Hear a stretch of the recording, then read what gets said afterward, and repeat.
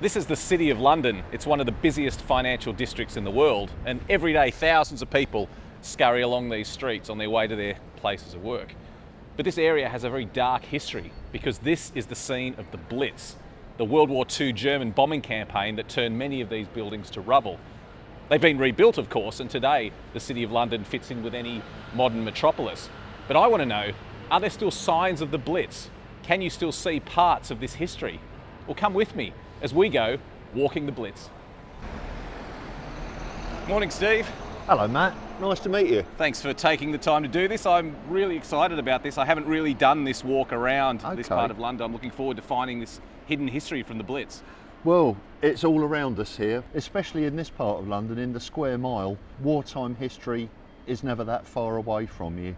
And here we are in the shadow of St Paul's Cathedral, which is arguably the location of the most iconic photograph of the Second World War.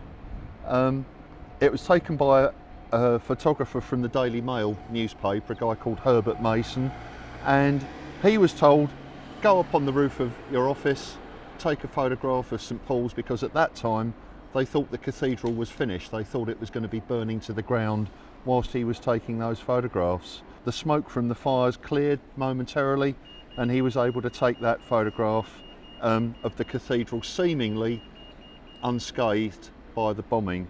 But of course there were occasions when the cathedral was hit. There were occasions when it was in severe danger of being destroyed.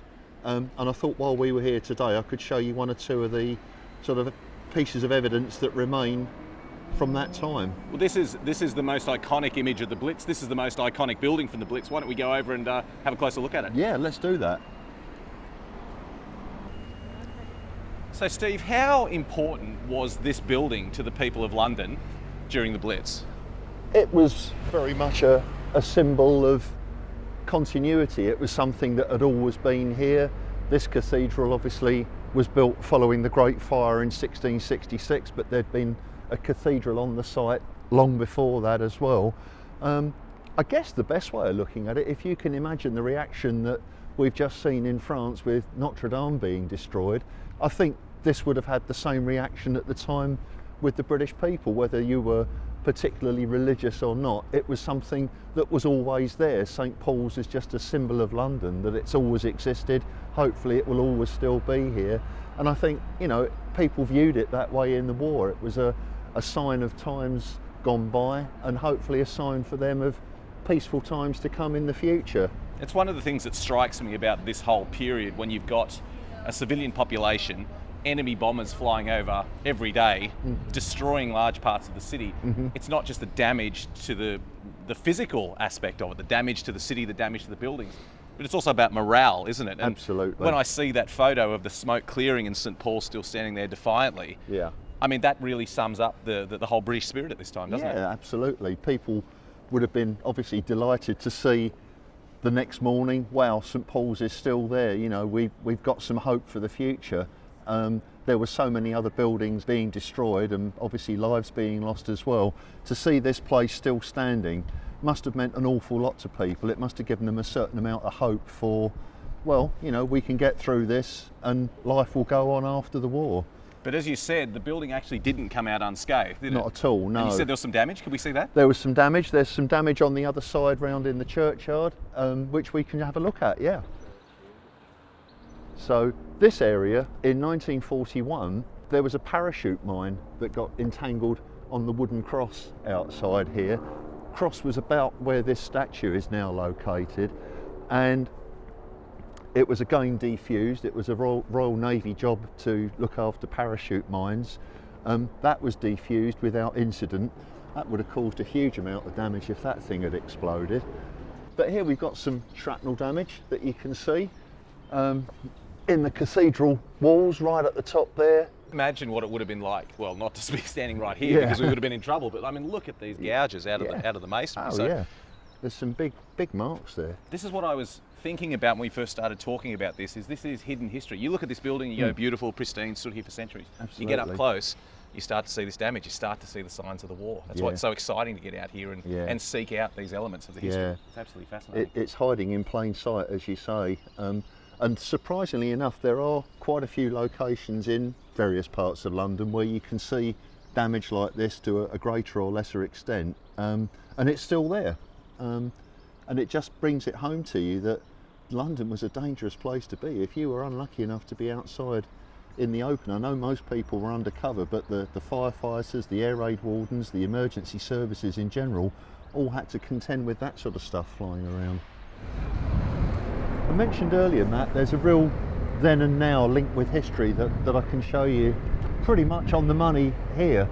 Got a photograph right on the spot. Oh wow.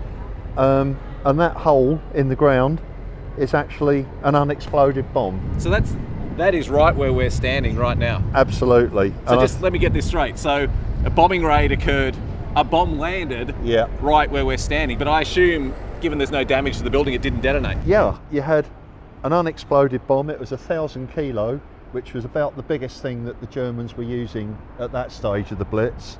And as you say, it didn't explode. I just have to focus on that. What an extraordinary piece of luck.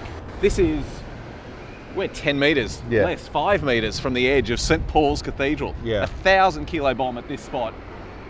This part of the cathedral wouldn't even be standing if this had gone off. If it had gone off, it would have taken at least the front of the cathedral off, if not more so. It went about 6 metres below the ground as well, so it wasn't sort of just on the surface. It had to be dealt with by a bomb disposal team from the Royal Engineers. I had a 4-strong team, and on the 3rd attempt they managed to winch this thing to the surface. They took it on a truck to a place called Hackney Marshes, which is a big open space of land to the east of London, and when they detonated it, it left a crater about 100 feet deep. So, as you point out, it would have done a lot of damage. Extraordinary. What a magnificent memorial, Steve, to obviously the firefighters who did so much to save London during the Blitz. Tell me, I'm really intrigued by these people. Who were these firefighters? Where did they come from? How did they end up doing this crucial work during the Blitz? Well, of course, you had the peacetime fire service, the London Fire Brigade. It's quite a small organisation. By the time of the Second World War, of course, they had to expand the fire service greatly, and you had an auxiliary fire service that was set up mainly of normal recruits. People would just join up. They were all volunteers. If you joined the fire service, you were paid the princely sum of £3 a week. So you certainly didn't join up for the money. Not a lot when you're putting your life on the line? Not a lot at all. But what you did get, they established a rule that if you joined the fire service, you became exempt from the call-up. So you didn't get called into the armed forces. And as a result of that, you had quite a few people that joined who were conscientious objectors. You had lots of local people that joined, people that just joined because they wanted to defend their local neighbourhood. Sometimes they were too old to be called up anyway, but they just wanted to do their bit to defend their own locality. And you also had quite a few women who joined the fire service. It was the first time that the fire service really became opened up to female recruits. They weren't involved in actual firefighting duties as such, so they were messengers, they were drivers, they were telephonists. But as you'll see from some of the names on the memorial, there were enough women that got killed as well. Well, it was obviously dangerous work. Oh yeah. And these names here, these hundreds of names across the memorial, yes. I assume these are people who were killed during their firefighting duties. Absolutely, yeah. They would all been people that were killed whilst on duty. It was originally just London firefighters' names that were on there. 327 London firefighters. This memorial really brings it home to you just when you see the name after name after name. All of these guys were killed fighting fires and fighting incidents during the Blitz. Not only on London, but of course other cities, Coventry, Liverpool, Plymouth, they were all bombed at some point during the war. And these firefighters' names come from across the whole of the UK now. We're standing in what looks like a beautiful, typical English country garden, and the first thing I'd say about it is how peaceful it is. But then, Steve, we look around We're in a destroyed building. This Yeah. is the opposite of peaceful. Violence created Violence created this space. Yeah. Where are we standing now? What's the story of what I assume is a ruined church? Yeah, it is a ruined church. It's the church of Christchurch Greyfriars, destroyed on the night of the 29th of December 1940. Again, that same date comes to the fore. It was a wren church from 1687, and in common with many of the city churches that were bombed out, I guess it coincided with the general fall in church numbers attending. After the war, the rubble was cleared, and it was decided to convert it into this beautiful haven of peaceful country garden. It's a wonderful thing because, I mean, look at the scale. This was a big church. I mean, this is a huge, impressive building, and just the destruction that was wrought on it during that bombing. Yeah. And I love the foresight that it took to say, well, let's not rebuild it. They probably wouldn't be able to rebuild it in a similar style anyway. No. Instead of bulldozing the rest of it and getting rid of it, let's leave it here as a monument to what went on during the war, but make it this wonderful space where people can still come and enjoy. Yeah, I think the temptation must have been there because the land, even in 1945, would have been worth a fortune. And the temptation must have been there, bulldoze it, sell the land, build an office block. But no, they decided to convert it into this beautiful haven, this quiet haven. And at the same time, still very clear to all to see why the garden is here. You've got the wreckage of the church still very much in evidence. You don't need a big memorial, you don't need a big sign saying this is what it is, because you've only got to look around you and you can work it out for yourself. This is a slight departure from the Blitz history, but it's just so intriguing. I just wanted to stop and look at it. Steve, we're looking at plaques here that tell the story of people who died trying to save other people, and it's just extraordinary. I've never seen anything like it. It's one of the sort of hidden treasures, if you like, of London. It's very much of its time. It was instigated by a guy called Mr. Watts, George Frederick Watts. And I think he was a Victorian artist, and he decided to put this memorial up, as you say, to people that had sacrificed their own lives. It's actually called his Memorial to Heroic Self-Sacrifice. Most of it, as you can see, is all from events during Victorian times. I'm seeing a lot of drownings, house fires, factory incidents, runaway horses, trains, several people hit by trains. Yeah, it's all pretty desperate stuff. But of course, we're here to talk about wartime London, and there is one wartime incident mentioned, which is this guy, Police Constable Alfred Smith. He was actually killed in an air raid, saving the lives, as it says there, of women and girls. They were actually working in a munitions factory not too far from here, and it was during a German air raid, a Gotha raid. We were talking just now about the curiosity value. Londoners just really weren't used to being attacked from the air, and people would just go out and stand up and look, oh wow, we're being bombed. And this is exactly what was going to happen here. There was a commotion going on of an air raid, and these girls were about to run out from their factory to see what all the noise was, not really recognising the danger that they'd be putting themselves in.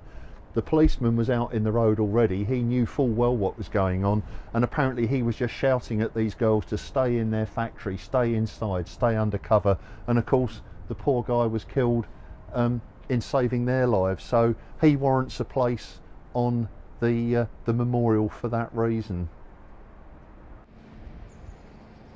Steve, we're really in an area here where history is colliding. I just saw a plaque over on the wall recording that William Shakespeare lived there back in the day. And you were saying this is bomb damage, but there's other historic artefacts intertwined with the destroyed building. Just make some sense of it for me, because I can't even quite understand what I'm looking at. I'll do my best. You've got one part of the original London Wall. So that's this is solid mass here. Solid mass there.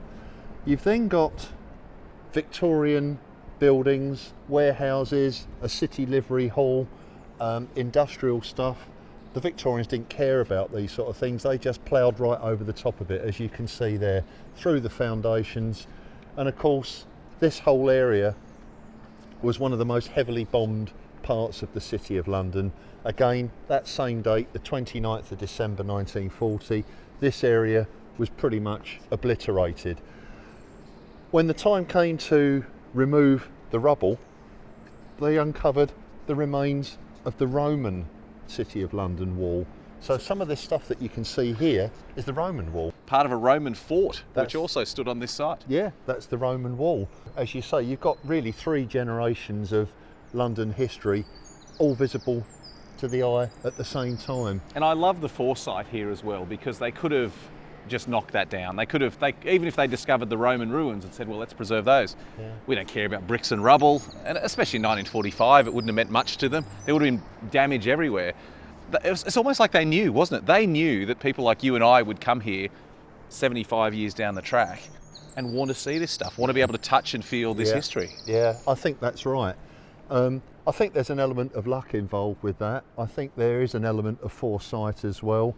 But as you say, don't forget, just across the road there, you've got the Barbican development, which was built again on completely bombed out areas of London, that is now a massive residential area. It would have been just as easy for them to continue with that over here, but fortunately, as you say, there was that foresight. They decided to keep London's history very much visible, and the fact that we've got those 3 distinct eras that are still very much visible, I think it's great. And the fact that we can still see this, we're very, very lucky. Oh, it's wonderful, absolutely wonderful. What a great site. So I can see another empty block with a garden in there, so I'm assuming that what we have is another bombed out church that's been turned into a garden. Well, yes and no.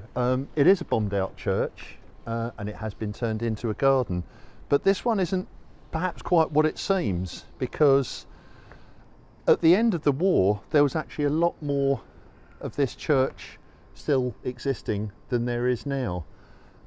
This is a very bizarre case. If we have a look at the plaque here, we can see that this church was actually demolished, or shall we say a controlled demolition, shipped stone by stone across to the United States in 1966. How did that bizarre state of affairs come about? Yeah, it's an odd one, isn't it? This has actually been reassembled at Westminster College in a place called Fulton, Missouri in the USA. And Westminster College was the place that Winston Churchill gave his Sinews of Peace speech, in which he first talked about an iron curtain that had been drawn across Europe.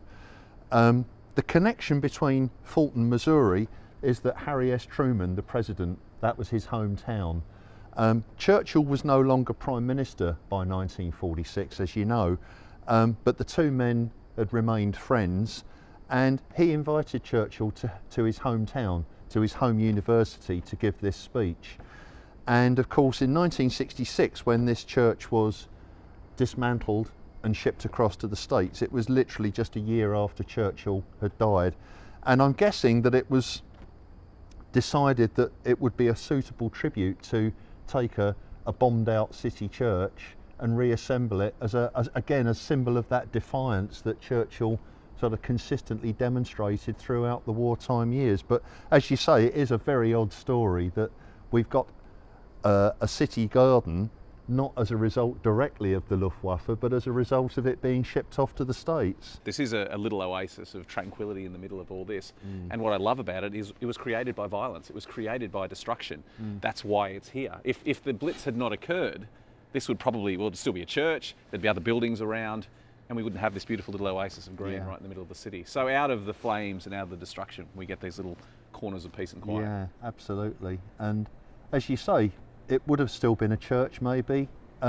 Maybe they wouldn't have had the same morals to keep it as a garden. It might have been demolished and turned into yet another office block. You never know, do you? But yeah, I think it's great that it's still here and we can still see the footprint of what was here before.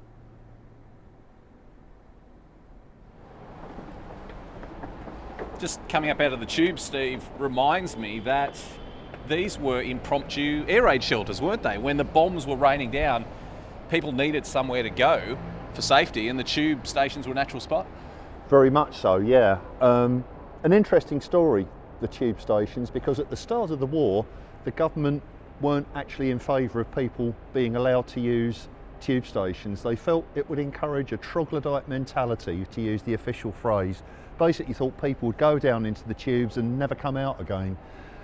The British people got round that in a very pragmatic, very simple way. They just went down to the tubes, bought a ticket to the next station, and there's nothing in the regulations to say if you buy a ticket that you actually have to get on the train. So they stayed on the platform. And the government very quickly realised that it was a battle they weren't going to win. So they relented, they allowed people to use the tube stations. But they weren't always safe, were they? Because just down the road, part of Bank Station is the scene of that famous disaster when a bomb fell in that area. Tell us about that. Well, by and large, as you say, they were quite safe places, but just occasionally something would go wrong.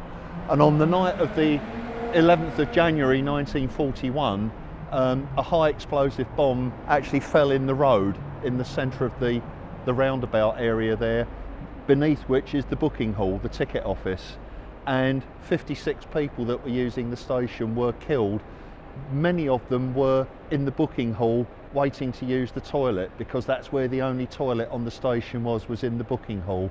So a lot of the people that were killed were directly beneath the bomb. The roadway collapsed, the blast went down the escalators, so the whole of the escalator system into the station collapsed, which made the rescue situation much more difficult. The idea that bombs could fall anywhere are very well illustrated, because even just looking up here as we've been talking, I've noticed these buildings here. I mean, this isn't part of any historical tour or anything, but these buildings are covered in shrapnel marks from presumably bombs that exploded here during the Blitz. Yeah, absolutely. I mean, this building is the Mansion House. This is the Lord Mayor of London's official residence, and you can see here that it's peppered with shrapnel, with splinter marks. They don't look particularly big marks, but if you were walking along, if you were unlucky enough to be caught out in the open, you know as well as I do what shrapnel can do to the human body. If you were walking along here, that would have been it. You would not have survived that. It was horrible stuff. So a dangerous time to be around in London, and it could have struck you at any time, whether it be a bomb hit, shrapnel hit, or even just having an accident in the blackout. There were people that were getting injured in the blackout just through not being able to see where they were going, people getting run over in road traffic accidents and things like that. It was a dangerous place to be. Steve, it's been a wonderful day. We've seen memorials, we've seen buildings scarred with bomb damage, we've seen empty spaces where buildings once were. It's extraordinary that the history is there to see. What's the importance of the Blitz to you as a Londoner? I'm a very proud Londoner. I was born in this city, lived here pretty much on and off all my life. I just think it's important to get that history. It's history in plain sight. It's just as much a part of our past as anything that happened in Roman days, anything that happened at the time of the Great Fire of London. As a guide, I feel it's my job to make people aware of it, and hopefully this thing will never happen again, to not only to London but to any other city. You know, it's vital that we get that message out there and remind people of the horrors of war, especially of civilian war. You know, bombing of cities, it's not a good thing, and obviously it's something that we want to highlight and draw attention to.